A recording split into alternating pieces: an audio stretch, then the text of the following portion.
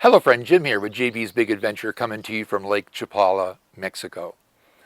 Now in this video, I'm going to be sharing some things that are reasons that I have found out that expats leave Mexico. They leave altogether. They don't want to be here.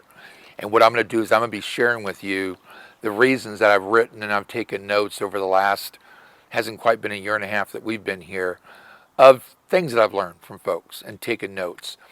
And so I'm going to share those with you in just a moment. But before I do that, if you haven't already, I'd like to encourage you to go ahead and subscribe to the channel.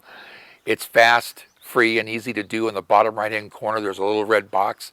Tap on it, and you're subscribed. You'll know when our next video comes out. Also, make sure you give us a thumbs up. That lets other people know it's a great video to watch in regards to retiring to Lake Chapala. So let's go ahead and get into the good stuff here. I want to preface this video by saying, first of all, that the country of Canada has made it very, very difficult for people to come down here, look at buying a house. They can't get their money. It's a big hassle. And they go back and says that they're not going to go through it. Or there's folks that come down here, have families in Canada, have children, and those children have children, which means now they've got grandkids. And it could be a very, very close-knit family. I know folks that have been in that position that are Canadians that have gone back to Canada. And I fully understand that. I mean, here you are, you've got a family, you've got grandkids. And what greater joy than to have a family and have children, and those children have children, and be able to be grandma and grandpa. I mean, I know the part that my grandparents played in my life, and my grandmother especially. I was really close to her. I was the oldest of 5, and we became very, very close. And so I can fully understand that and the relationships of family. So Canada, Canadians, it isn't always an easy decision to make, because if you're here and you've got family, you know, Canada might come into a point where they won't let you back into the country. Or you'll get back into the country, but you can't leave. And through this COVID, there's all kinds of things. And it seems like Canada is really changing their rules and such all the time. So when that takes place, I fully understand that. But I have known folks that have come down here to look to see if Mexico was for them.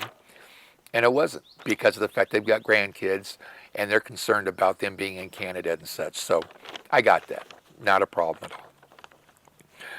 But what I'm going to share with you are some of the things that over a period of time I've written down, taken note of. And these are things that folks have looked at that said, you know what, that's a deal breaker. I'm not going to stay here. I want to move back to Canada, or I want to move back to the States, or this just isn't for me. They could be single and it's just not for them. So I understand that stuff. I really do. So let's talk about, I've got like 12, 13, 14 things here to share with you about that. So number one, and these aren't set up in this is the most important or this is the number one reason, but these are all reasons that come about. And that is talking about basic utilities. Now, Canada is an old country, and it just so happens it's a poor country at the same time. And what's happening, there's no building codes here. So the wiring can be very old-fashioned, and really, when there's a storm or when something happens, you're out of electricity. And it could be that way and come on and then go off again and come on. Now, Barbara and I, we've lived in San Antonio. So here in San Antonio, we don't have the same kind of, we're not affected the same that way, because we've lived in newer areas, which is what we wanted to make sure that we were doing. So we have had electricity go off, but it wasn't long after that it came back on again. So it isn't like it goes off and you're 4 days without electricity. But if you're here during the low season and you're here during the rainy season, what happens is there can be storms and it knocks electricity out, and it's out for a while. Or there's other things that take place, and the biggest thing that I would say is that that's one of those things that isn't always easy to deal with, because of the fact that in the States, Canada, you flip a switch, you got electricity. Now, although back in Albuquerque there have been storms and we've had electricity go out, But it wasn't out for days and days. It was out just for a matter of minutes. Um, Another thing here too, and that is sometimes they have to do repairs, and so the water could be off, and it may be off for a longer period of time. I know that where we're at, there's doing some things with some tanks and all, and what I would just say to you is that's just part of what it's like being in Mexico. Sometimes we have to roll with the punches, and to some, it either happens too often, or they're in a place that's older and it happens, and you just feel it just place isn't for them. Another thing, talking about the building codes, because there are no building codes here really at Lake Chapala. One of the things is accessibility if you're confined to a wheelchair. Because if you are in Ajijic, you're going to have cobblestone. And you're not going to have very wide of sidewalks either. And so getting around is a little different, is pretty difficult. I've seen folks in wheelchairs, literally trying to roll down a certain place that Barbara and I sometimes go and have breakfast. And sometimes they need somebody's help to be able to get them down because it's bumpy. And so those that are wheelchair bound, they come down and check it out, see if they like it. I can fully understand that. So they go back. Or they find that they can't live in Ajijic, but they can live in Chapala because Chapala's got flatter area. So all depends on those that, accessibility-wise, when they come here. Well, is it something where they feel that they want to stay and just deal with and roll with that? Or is it too much of a deal where it's a deal breaker and they go back to the country they came from? So that's also very, very understandable. So basic utilities and building codes, it's also a big deal. And in talking about the building codes, I forgot to mention this. Sometimes there's places and they only have availability on the second floor, let's say. Or you're looking at renting a room, but the room's inside of a house and the second floor is the only room they have available. There can be real issues there, and it would be something that you wouldn't be able to handle. So I can fully understand why somebody would come here, and that would be a reason why somebody said, you know what, that just isn't going to work for me because I can't get around. That's also understandable. Very, very, I really believe that being here and hearing people and what they share in regards to why they're not going to stay, you have to have compassion because some of these are big deals to people. And I understand that. So it's okay. I'm just sharing them with you that this is a reason you might hear that somebody has said, you know what, we just can't live here anymore. I'm going to go back to where I was before. And that's another thing that I was thinking of. And I did a video on this already, but folks that come down here thinking that they're going to turn Lake Chapala into the States or into Canada. And just ain't going to happen. This is their country. We're guests here. That's why we have visas, because we're guests. So just because things don't happen here the way that you think they ought to happen, well, that could be a big reason why you don't stay here, because you're not going to change things. You're going to see that there's traffic here. I don't really call it traffic. People call it traffic. I don't get that. I'm from Southern California. That's traffic. When you're on 6-lane highways in LA and you're stopped in the parking lot, that's traffic. Because that's hundreds of cars right on the freeway exactly right where we're at. So, and everybody's stopped. But here it isn't a big deal. I can't think of one time where there's been so much traffic that we would say, you know what, this is too much for us. And on the low season right now, it's nowhere near what it's like on the high season when there's a lot more expats here. So it does, there is more congestion and such that takes place. But there are folks that says, you know what, there's just too much traffic for me. Now, I don't know where they're from. When they come back in the States, if they're in the middle of Nebraska or Wyoming or, somewhere where there's nobody else around. But that's one of the reasons why some folks go back. It's just because they just can't take it. This just isn't the place for them. So that's understandable. But still, we have to be respectful to the Mexican people. Not only are they wonderful people and friendly people, but they offer us the opportunity of coming here and living in their country to live the lifestyle that we would like to live. Those of us that financially not wealthy, it's a great place to be, and know that my dollar goes to help the Mexican people. That's a great feeling. And knowing that tipping and having no problem with somebody serves you at the gas station and it's full service and you tip them. You're helping. You're helping the economy. You're helping the people here. And I really believe that that's a great thing, and the heart, compassion for being here. So if you're coming here thinking you're going to turn it into the States or Canada, it's just not going to happen. So that's a reason why some people leave also. Bribing cops. I've heard of people who've gotten stopped. Now I've heard of, they've been expats, and the number one thing is probably driving with no seatbelts, because they don't really drive with seatbelts here. Motorcyclists don't wear helmets. But when you get pulled over by the police, because of the fact if you don't speak the language, it can be a very, very mind-racking situation. Stressful, anxiety, the fear of the unknown.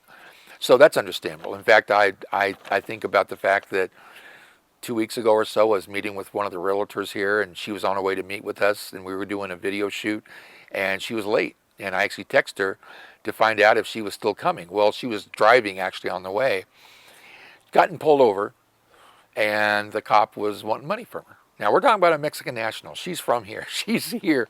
She speaks fluent Spanish, speaks English also. And he really worked hard at trying to get money from her. And she says, no, give me the ticket. Give me the ticket. And she said, give me the ticket.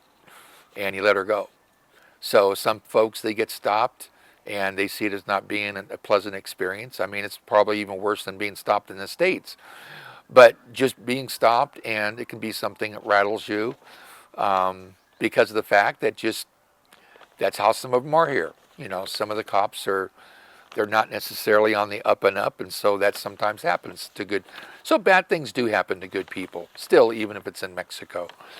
But what I would say is I would hope that wouldn't be something that happens to anybody I know or to anybody at all. But it does happen here. So the topes. The topes issue and those the speed bumps. I know that in some of the places we've lived, I know one of the places there's like 12 there, 12 speed bumps. And they're all probably a little bit more than car length apart. 12 of them, ba-bump, ba-bump, ba-bump, ba-bump, ba-bump. I mean, it's not good on the suspension of a car, and it's not good, it didn't feel good because you're bouncing all around inside the car. But the topes. And then at the intersection of the Libramento, which is the road that comes from, or the highway it comes from and goes to Guadalajara from the carretera, which is right here at Lake Chapala, they've got more, and they're larger ones to go over. And you definitely don't want to be going fast, because you'll end up flying over it into the lake or something because they're larger. So the topes, I mean, they're trouble. And some folks just say, I just can't stand anymore. I'm not going to mess up my car. Going over the cobblestone is difficult. Messes up on the car the suspension, and then the topes. And it's one of those things where people say, you know what, I don't want to stay anymore. I don't want to deal with that. It's just one of those things I want to deal with. Now, although we think it's petty, it's probably that with a couple things also that are all put into the same pot. And I'm sure that's what it is. There's things here that others, it's not just one thing, there's several things. So enough about the topes. The internet speed. Now, when we got here, well, in Albuquerque, we had 80 gigabytes per second. And we paid a lot for it, but it was 80. We got here and here into Lake Chapala, and I think we had 50, and I was able to use 50. But as we got involved in YouTube, it ended up being that you need faster speed to be able to download the videos. Because if the video takes a long time to download, you could be missing information when it's going to YouTube. So we have 200 megabits per second. And we paid like $27 a month. Before we had 80 in Albuquerque, paid like $140 for it. Ridiculous. So internet speed. So if you're looking at renting a house, the best thing I can tell you, if that's a big deal for you because you're you're an expat here and you're kind of like a digital nomad and you're doing work back in the States and you're on a laptop all the time, internet speed is an important thing. And I got that. I got that. And there are places where you can pay more for internet speed, get higher internet speed.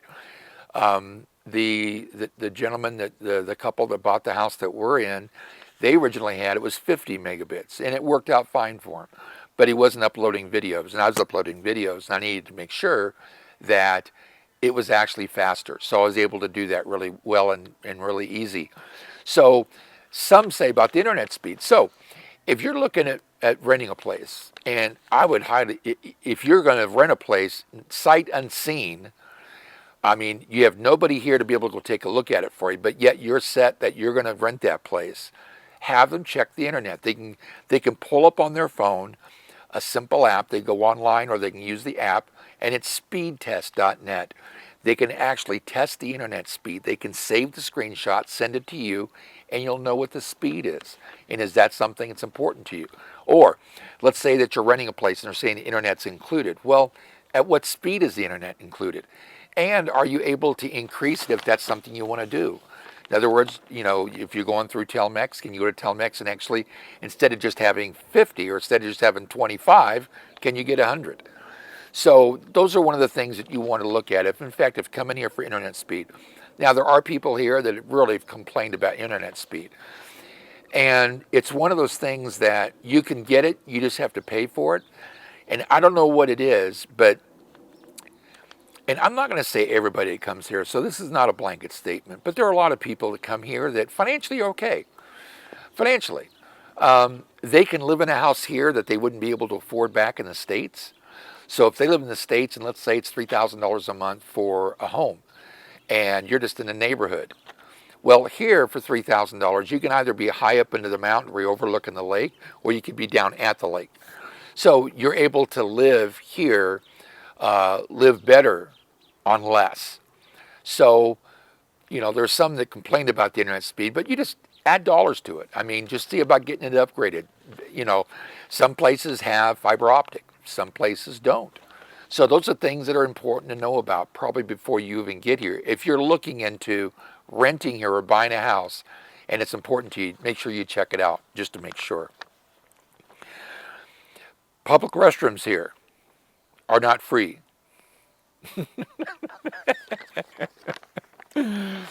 I've talked to people about this, and it's 5 pesos. So 5 pesos is, it's like 5 pesos. It's not even 5 cents. What is that? Is that a quarter? 5 pesos, 20 to $1? It's a quarter. But so it's 5 pesos to use the restroom. Now, when you use the restroom, for the most part, you're not going to be able to flush the toilet paper down the toilet. Now, this is something that weirds a lot of people out.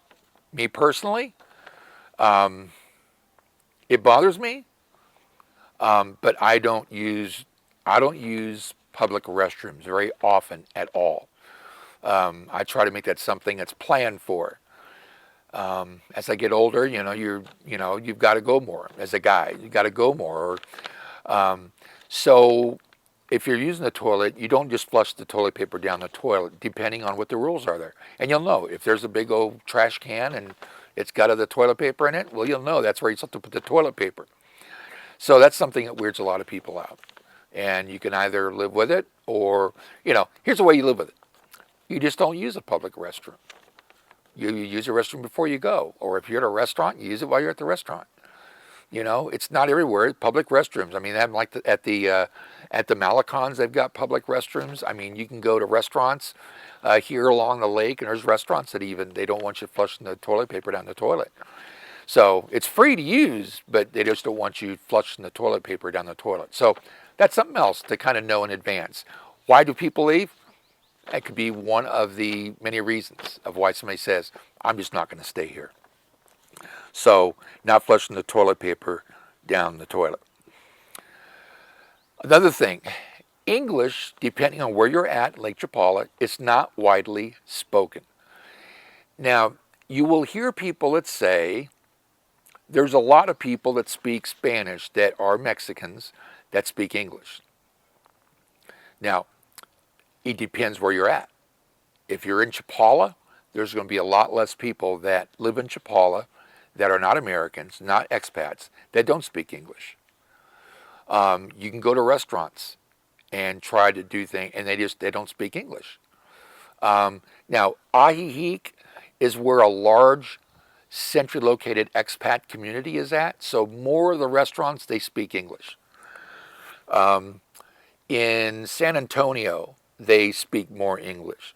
But once you start going down, you're getting closer to Chapala, or you're in Ajijic or West Ajijic or San Juan Casal or going to Jocotepec, you're going to find that English is not spoken widely.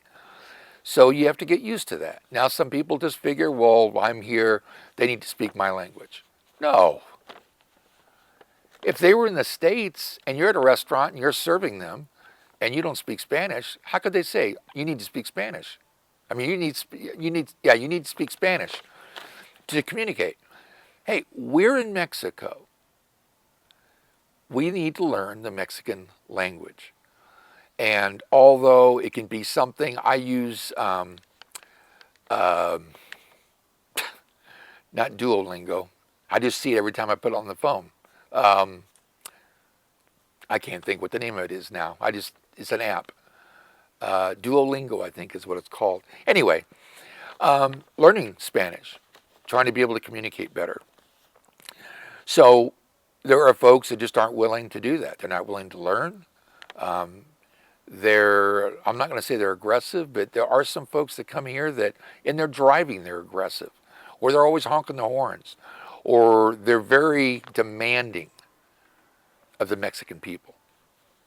That isn't a good thing. We're in their country. We need to treat them with respect.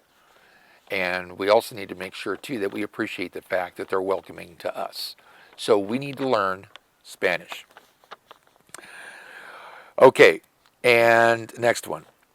Uneven sidewalks, if there are sidewalks. Now, I covered this earlier about the, when you're in upper or lower Ajijic, when you're in upper or lower La Floresta, there's going to be cobblestone. If you're in lower San Antonio and Chula Vista and you're going to Marisol, or you're at Riberas de Pilar and into Chapala, cobblestones. Now, there are places that don't have cobblestones. Where we're at, there aren't cobblestones, but they're all over the place. So when you drive to go somewhere, you're going to have cobblestones, uneven sidewalks. And there's even places where there are no sidewalks. I was talking earlier about being wheelchair dependent. So some folks look at that and says, you know what, I can't stand the topes. I can't stand the cobblestone. So they leave. So that's one of those things you got to know about when, before you even get here, what it's going to be like. And if you watch enough of our channel, you'll know the cobblestones can be a challenge for folks here. So, with sidewalks.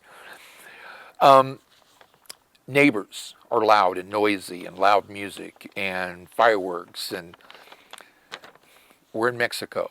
Their tradition is to celebrate. And they play the music louder. Barbara and I've never felt, there's been places where we've lived where we could hear it. They're not next door, but we can hear it. But it isn't a big deal. We hear more of the cows mooing and stuff like that than, hearing a bunch of loud music and all. It doesn't, being a former radio disc jockey and DJ and nightclub DJ and all, the music itself doesn't bother me, but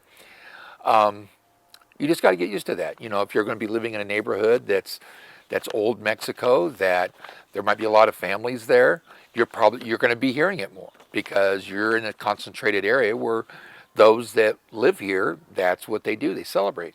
If you're coming, you're looking at renting a place, you're looking at buying a place, make sure you drive through the neighborhood at night. Try it at night, see what it's like. On the weekend, see if they party, see if there's a bunch of noise going on. There's dogs that bark, there's roosters that do their thing, but you just got to find out if that's something for you. And if it isn't, and that's one of those reasons, well, you plan on living somewhere else in town where the music, it's not going to bother you or something. So That's another one of those reasons why I've taken down note of folks have told me about. Okay. And